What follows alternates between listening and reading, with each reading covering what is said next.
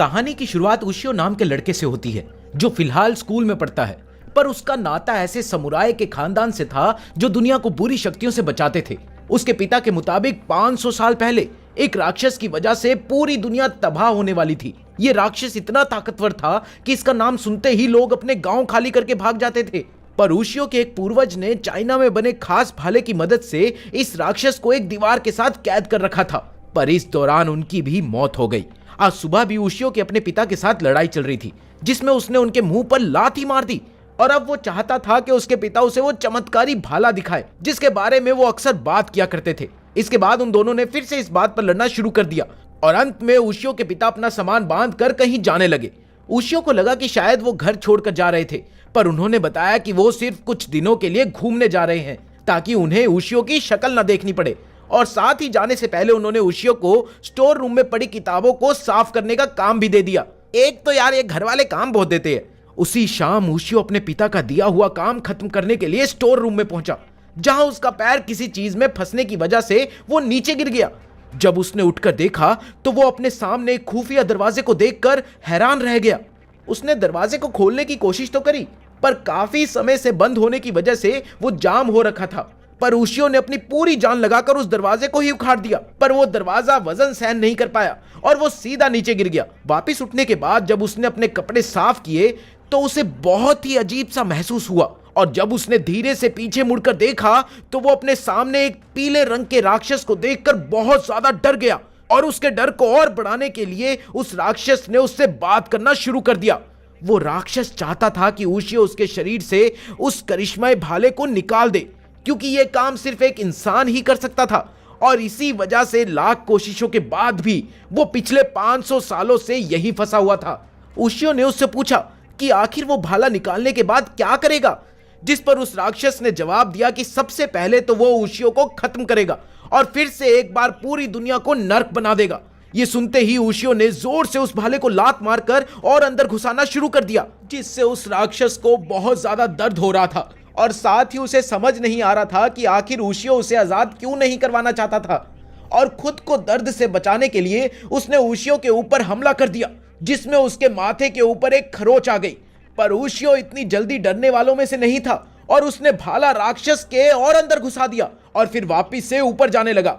पर तभी अपने सामने से आजादी को जाते देख उस राक्षस ने उशियो को रोकने के लिए उसे कहा कि उसने ये सब कुछ गलती से बोल दिया था, पर असल में आजाद होने के बाद वो सिर्फ उशियो की ही बात मानेगा, क्योंकि उसे इंसानों से बहुत डर लगता है। पर उशियो का कहना था कि वो कभी भी किसी राक्षस को जीतने नहीं देगा, और इतना बोलकर वो वहां से चला गया।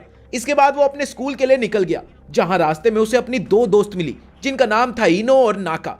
वो दोनों ही उशियो की काफी अच्छी दोस्त थी, और आज उसे इतना शांत देख दोनों को ही कुछ ठीक नहीं लगा। इसके बाद नाका ने उशियो से अपनी एक किताब के बारे में पूछा जो उसने कुछ दिन पहले उसे दी थी, पर उशियो वो किताब लाना भूल गया था। इसलिए नाका ने शाम को उसके घर जाकर वो किताब वापस लाने का फैसला किया। इसके बाद वो लोग अपनी अपनी क्लास में चले गए, पर क्लास में भी उशियो के दिमाग में उस राक्षस की ही बात चल रही थी। इसलिए उसने अपनी किताब में उसकी ड्राइंग बनाई, पर तभी उसके दोस्तों ने उसे फुटबॉल खेलने के लिए बुला लिया, जहां अपनी फुर्ती और रफ्तार की मदद से उशियो ने बड़ी आसानी से मैच जीत लिया और फिर वापस घर चला गया। शाम को जब इनो और नाका अपनी किताब लेने के लिए उसके घर आए तो दरवाजा खोलते ही उशियो की नजर अजीब से देखने वाले कीड़ों पर पड़ी जो चारों तरफ घूम रहे थे, और उसने तुरंत ही उन्हें हटाने के लिए अपना हाथ चलाना शुरू कर दिया। पर इनो और नाका को लग रहा था कि उशियो का दिमाग खराब हो गया है, और इसीलिए नाका ने उसके मुंह के ऊपर लात मार दी। उशियो वापस खड़ा हुआ और तुरंत ही स्टोर रूम की तरफ भागा। दरवाजा खोलकर उसने राक्षस से पूछा कि आखिर उसने उसकी आंखों के साथ क्या किया था जिस वजह से उसे अजीब अजीब चीजें दिख रही थी, जिस पर उस राक्षस ने जवाब दिया कि जब उशियो ने वो दरवाजा खोला था तो उसने 500 साल से जमी शक्तियों को आजाद कर दिया था, जिस वजह से आसपास के कमजोर राक्षस अब उनकी तरफ आ रहे थे और जल्द ही वो सभी इंसानों को मारना शुरू कर देंगे। राक्षस ने इस सब के पीछे उशियो की गलती बताई, और अब उसकी वजह से उसके दोस्तों की जान भी खतरे में थी। पर अगर उशियो उसे आजाद कर देगा तो वो उशियो और उसके दोस्तों को जिंदा छोड़ देगा और साथ ही सभी कमजोर राक्षसों को भी खत्म कर देगा। अपने सामने और कोई चारा ना देखते हुए उशियो ने नीचे जाकर उस भाले को निकालना शुरू किया, और थोड़ी देर तक कोशिश करने के बाद आखिरकार उसने वो भाला निकाल ही दिया।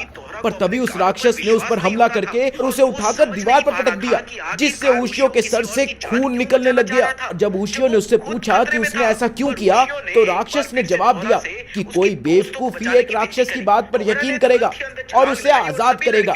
ये बात सुनकर उशियो को अपने दोस्तों की चिंता होने लग गई और उसके बढ़ते गुस्से के साथ उसके आसपास एक अजीब सी शक्ति आ गई और उसके बाल की लंबाई तेजी से बढ़ने लगी।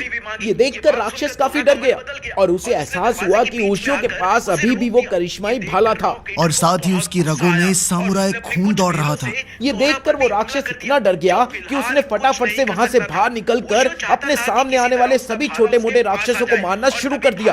पर तभी उशियो ने देखा कि सभी राक्षसों ने एक साथ जुड़कर एक बहुत बड़े सांप का रूप ले लिया था। फिर ओशियो ने उस पीले राक्षस को धमकाते हुए उस सांप पर हमला करने को कहा। राक्षस ने उसकी बात सुनते ही ऊपर चढ़कर सांप पर हमला किया और तभी उशियो ने अपने भाले से उसके टुकड़े टुकड़े कर दिए। नीचे आते ही उशियो के लंबे बाल नीचे गिर गए और अब राक्षस भी वहां से जाने को तैयार था। पर तभी उशियो ने अपने भाले से उसे रोककर बताया कि अभी आसपास और कई राक्षस बचे हुए थे और जब तक वो उसके साथ मिलकर सभी को खत्म नहीं कर देगा तब तक उसे उशियो के साथ ही रहना पड़ेगा। और उशियो ने उस राक्षस का नाम तोहरा रख दिया। रास्ते में उशियो के दिमाग में सिर्फ यही चल रहा था कि एक दिन उशियो फिर से तोहरा को बंदी बना लेगा। अगले दिन उशियो के दिन की शुरुआत तोहरा के टीवी तोड़ने से हुई, क्योंकि तोहरा को लगा था कि टीवी में दिख रहे समुराई उसे मारना चाहते हैं। इसके बाद उशियो तोहरा के साथ अपने स्कूल के लिए निकल गया, जो उसके कंधे पर बैठा हुआ था। पर उशियो के अलावा कोई भी उसे नहीं देख सकता था। तोहरा की वजह से उशियो भाला भी अपने साथ लेकर गया था। स्कूल में वो इनो और नाका से मिला, जिन्होंने उसे बताया कि कल रात उनके सपने में कई सारे राक्षसों ने उनके ऊपर हमला कर दिया था। ये जानकर उशियो काफी खुश था कि उन दोनों को कुछ पता नहीं चला। इसके बाद इनो और नाका ने बताया कि वो लोग पुराने स्कूल की बिल्डिंग में कुछ किताबों को ठीक करने के लिए जा रहे हैं और क्लास शुरू होने से पहले वो वापस भी आ जाएंगे। पर क्लास शुरू हुए काफी देर होने के बाद भी वो दोनों वापस नहीं आई और इधर क्लास में टीचर जापानीज हिस्ट्री पढ़ा रहे थे, जिसमें सबसे ज्यादा दिलचस्पी तोहरा को थी, क्योंकि वो पिछले 500 सालों में हुई सभी घटनाओं के बारे में जानना चाहता था। पर तभी जोर से जमीन हिली और उशियो के भाले में से एक अजीब सी आवाज आने लगी, जो सिर्फ वही सुन सकता था। अब उशियो को अपने दोस्तों के लिए डर लग रहा था, इसलिए उसने अपना भाला उठाया और तुरंत ही उनकी तरफ भागा। रास्ते में वो इनो और नाका के साथ एक लड़की को देखकर हैरान हो गया, क्योंकि वो आधी पत्थर की बन चुकी थी। उशियो ने टीचर से उस लड़की की मदद करने को कहा और खुद इनो और नाका को ढूंढने के लिए चला गया। ये बात आग की तरह फैल गई और देखते ही देखते पुलिस और मीडिया स्कूल के बाहर पहुंच गए। सभी को लग रहा था कि किसी ने लड़कियों को किडनैप किया था, पर बिल्डिंग के अंदर से उन्हें कुछ नहीं मिला और वो खाली हाथ ही वापस आ गए। जब उशियो ने तोहरा से इसके बारे में पूछा तो उसने हंसते हुए जवाब दिया कि उशियो को अभी तक बिल्डिंग में रॉक मॉन्स्टर के होने का एहसास नहीं हुआ। तभी उशियो ने उसके बाल को खींचकर पूरी बात बताने को कहा, पर तोहरा ने उसके हाथ पर हमला करके उसे कुछ भी बताने से मना कर दिया।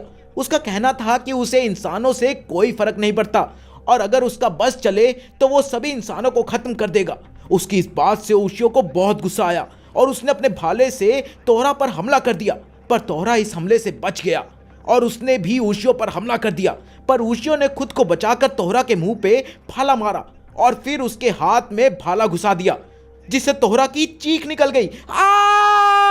अब तोहरा ने बताया कि उसके मुताबिक ये काम रॉक ईटर का था, जो बंद और पुरानी जगहों में छुपकर रहते हुए इंसानों के वहां आने का इंतजार करते हैं। उसका कहना था कि रॉक ईटर बहुत ही खतरनाक राक्षस था और एक बार उसकी आंखों के सामने एक रॉक ईटर ने पूरी सेना को पत्थर का बना दिया था।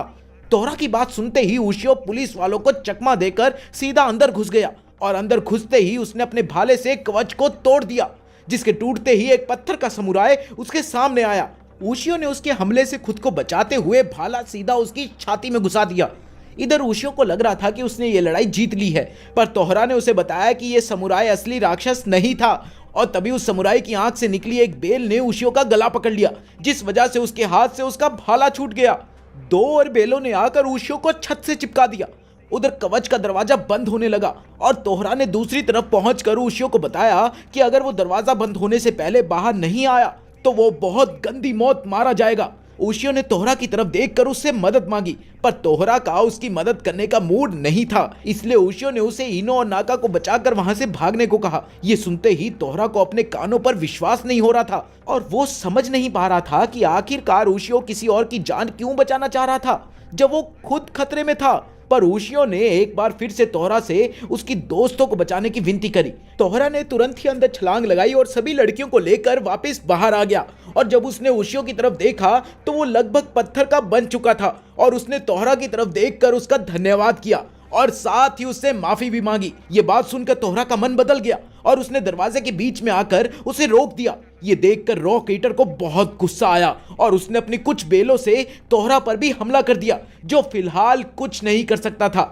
ओशियो चाहता था कि किसी तरह उसका भाला उसके पास आ जाए और तभी भाला खुद ही उड़कर उसके पेट में घुस गया, जो पत्थर का बन चुका था। भाले के लगते ही ओशियो वापस नॉर्मल हो गया और फिर भाला तोहरा की तरफ बढ़ा, जिसे अपनी तरफ आता देख तोहरा बहुत डर गया था। पर वो भाला जाकर दरवाजे के बीच में फंस गया, जिस वजह से तोहरा को ओशियो की मदद करने का मौका भी मिल गया। तोहरा ने आगे बढ़कर उस समुराय पर बिजली से हमला किया, जिससे एक बहुत बड़ा धमाका हुआ और उस समुराय के अंदर से असली राक्षस बाहर आ गया। इधर तोहरा और ओशियो दोनों पहले से ही हवा में थे, जहां तोहरा ने बताया कि ओशियो को अपने भाले से राक्षस की आंखों पर वार करना पड़ेगा। इसके बाद ओशियो ने राक्षस की तरफ बढ़ते हुए अपने भाले पर थूक लगाया और एक एक कर उसकी आंखें फोड़ दी और फिर अपने भाले की मदद से पत्थर बनी हुई सभी लड़कियों को भी आजाद कराकर ओशियो तोहरा के साथ वहां से निकल गया।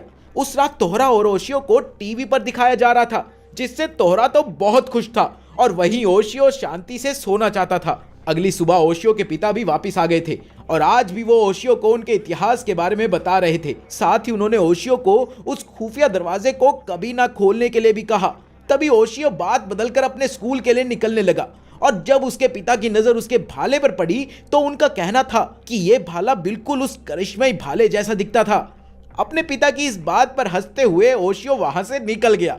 उसके जाने के बाद जब उसके पिता ने उस खुफिया दरवाजे को देखा तो उनका मुंह खुला का खुला रह गया। उधर ओशियो इनो और नाका के साथ एक म्यूजियम में आया था, जहां काफी सारी पेंटिंग रखी हुई थी। पर तोहरा को समझ नहीं आ रहा था कि आखिर इंसान कागज के ऊपर रंग क्यों भरते थे। इसके बाद वो एक पेंटिंग के सामने पहुंचे, जहां ओशियो ने बताया कि वो पेंटिंग महान कलाकार हैन्यू ने बनाई थी और इसको बनाने के ठीक अगले दिन ही हैन्यू की मौत हो गई थी।